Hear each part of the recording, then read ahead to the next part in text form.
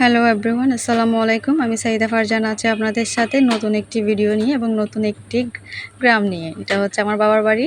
আমি হচ্ছে বাবার বাড়িতে গিয়েছিলাম পরশু। তো এটা কালকের ভিডিও ছিল। তো সকালে খুব ভোরে আমি ঘুম থেকে উঠে যাই, যেহেতু আমার শ্বশুর বাড়িতে আমার ঘুম ভাঙতে যায় না, আর বাবার বাড়িতে গেলে আমার ঘুম হতেই চায় না।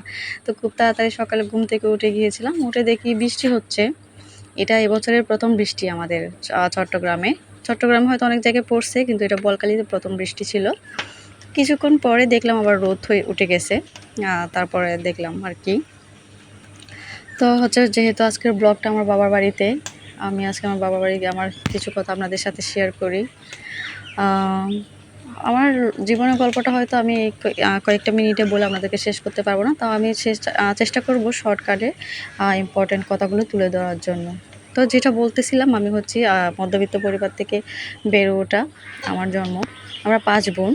5 বোনের মধ্যে হচ্ছে আমি মেজো। আল্লাহর রহমতে আমরা এখন 4 বোন বিবাহিত। একটা ছোট বোন আছে, এখন ওই ইন্টারে পড়ে, তার পাশাপাশি সেলাই কাজ করে। ওই বলতে গেলে এখন আমাদের পরিবারের আর একমাত্র আর্নার, যেহেতু আমাদের কোনো বড় ভাই নাই। আর হচ্ছে আমার বাবাও অসুস্থ, প্যারালাইসিস তো হয়েছে ওনার আজকে প্রায় 11 বছর, হয়তো 11 বছর হবে। তো যাক, তারপরেও ভালো লাগে আমার বাবা এখনো বেঁচে আছে আলহামদুলিল্লাহ, আমার মা এখনো বেঁচে আছে আলহামদুলিল্লাহ। আমরা এখনো বাড়িতে গিয়ে আমার আব্বু আম্মু বলে ডাকতে পারি, আব্বু আম্মুর কাছে গিয়ে 2টা কথা শেয়ার করতে পারি, ভালোই লাগে এটার জন্য। এটা বাবা আব্বুর অসুস্থতা আসলে প্রথম খারাপ লাগলেও মনে করি এখন ঠিক আছে, ভালো আছে। আমার আব্বু অসুস্থ হয়েছে বলে আমরা খুব কাছে, আমরা বাবার সাথে কথা বলতে পারি। আগে কিন্তু আমাদের মধ্যে এটা ছিল না। আমার আব্বু যখন সুস্থ ছিল তখন আমরা আব্বুর সাথে খুব কম কথা বলতাম, কম মিশতাম, অনেক ভয় পেতাম।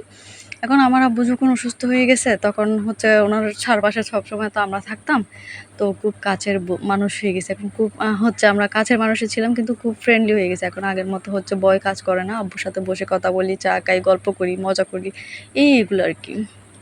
তো যেটা বলতেছি, যাদের একটা বড় ভাই নাই, হচ্ছে যাদের হচ্ছে একটা বাবারা থাকলে নাই আর কি, তারাই বুঝে শুধুমাত্র একমাত্র কতটা কষ্টের জীবনটা পার করতে হয়। যেহেতু আমরা মধ্যবিত্ত পরিবার, এই আর কি। আমার বাবা তো আব্বু তো তখন যে দিনমজুর ছিল, কাজ করতো। তখন আমরা 5 বোন মোটামুটি হচ্ছে পড়ালেখা করছি, কেউ কিন্তু আমরা পড়ালেখা করিনি এমন না। পড়ালেখা করাইছে আল্লাহর রহমতে আমাদেরকে ভালোভাবে। তারপর হচ্ছে আমাদের যেইটুকু পারছে, আমার আব্বুর সামর্থ্য যেইটুকু ছিল ততটুকু দিয়ে আমাদেরকে ভালো রাখার চেষ্টা করছে। এখন হচ্ছে গিয়ে তো আমার আব্বু বিদেশ যায়, আমার আম্মু হচ্ছে অনেক লোন টোন নিয়ে আমার আব্বুকে বিদেশ পাঠাই। বিদেশে যাওয়ার পর আমার আব্বু একটু কষ্টে ছিল, ওখানে কাজ টাজ করতে পারতেছিল না বলে না, কান্নাকাটি করতো দেশে চলে আসার জন্য। তো আমার আম্মু বলতো একটু ধৈর্য ধরেন, ধৈর্য ধরলে একটু ভালো কিছু হবে, আল্লাহর রহমতে আমাদের ভালো দিন আসবে। তো আব্বু হয়েছে কি, ধৈর্য ধরছিল আল্লাহর রহমতে, আমরা একটা ভালো পর্যায়ে আসছি।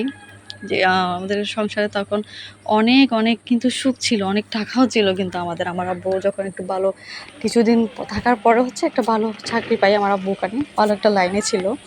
তো যার জন্য আমাদের কোনো কিছুর অভাব ছিল না আলহামদুলিল্লাহ, কিন্তু আমরা অনেক মোটামুটি অনেক ভালোই চলছিলাম, আগের থেকেও অনেক বেশি ভালো। আমাদের কোনো কিছু তখন অভাব ছিল না। তো কিছু বছর যাওয়ার পরে হচ্ছে আমার আব্বুর দেশে আসে।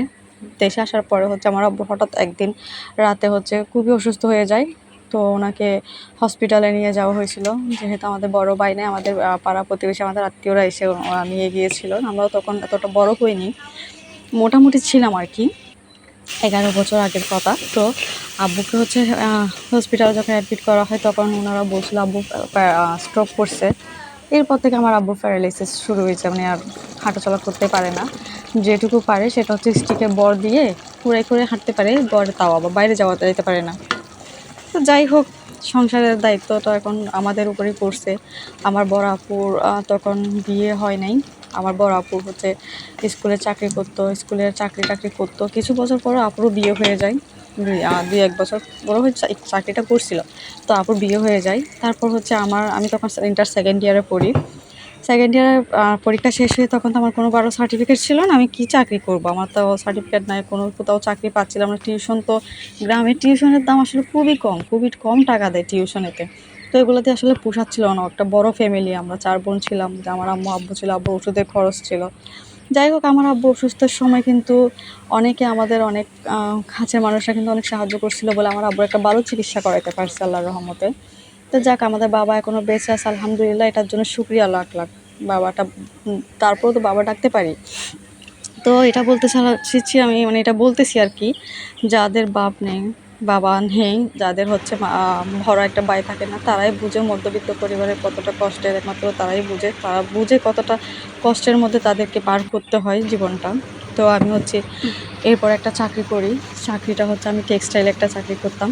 ওখানে আমার জন্য চাকরি করতে যাওয়াটা আসলে খুবই লজ্জার বিষয় ছিল। আমি অনেক কান্না করতাম, কিন্তু বাধ্যগত হয়ে আমাকে চাকরিটা করতে হয়েছে, কারণ পরিবারে তখন আমাকে হাল ধরতে হয়েছে। যাই হোক, আমি আর পড়ালেখাটা করি নাই, আর আমার বোন পড়তেছিল, আমার 3 বোনই তখন পড়ালেখায় ছিল। তো চাকরিটা করার 2 বছরের পরে হচ্ছে আমারও বিয়ে হয়ে যায়।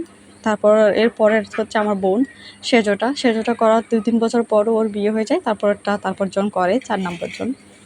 করার পরে হচ্ছে মোটামুটি একটা ভালোই চলতেছিল। আমরা একেকজন একেক রকম কোনো রকম, আমাদের হাসব্যান্ডও কিছু কিছু সাহায্য করতো না এমন না। তো এখন হচ্ছে আল্লাহর রহমতে আমার সবার ছোটো বোন যেটা আছে, ওই হচ্ছে এখন হচ্ছে আমার পরিবারের একমাত্র আর্নার। ওকে আমরা, তো আজকে এই পর্যন্ত। ধন্যবাদ, সবাই ভালো থাকবেন।